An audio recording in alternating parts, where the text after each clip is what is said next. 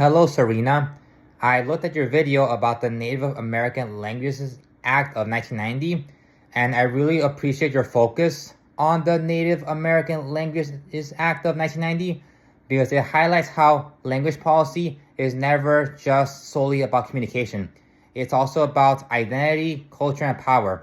What I find interesting to me is that this act was not only symbolic, but it also recognized the rights of indigenous people to use, practice, and develop their own languages, which historically had been suppressed through English-only education, boarding schools, and federal policies which were aimed at specifically assimilation.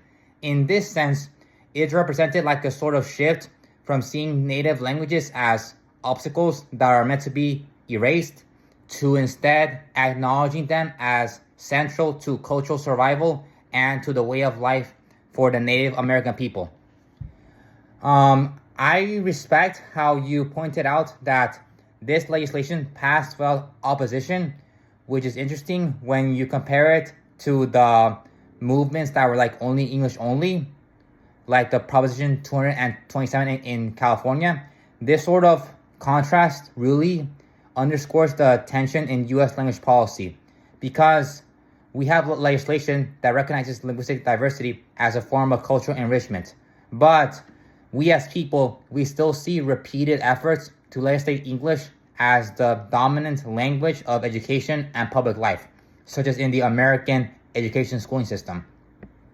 For instance, this Prop 227, it was framed as a way to help students learn English more quickly, but some people argued that it would strip away or remove bilingual resources and undervalue the native languages of certain students.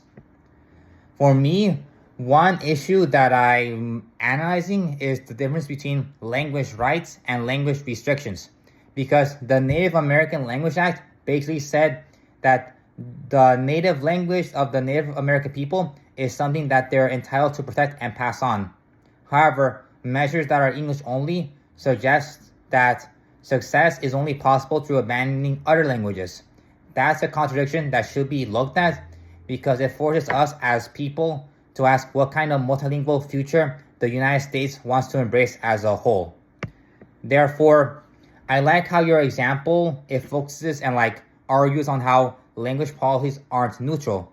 Instead, they reflect larger social and cultural values.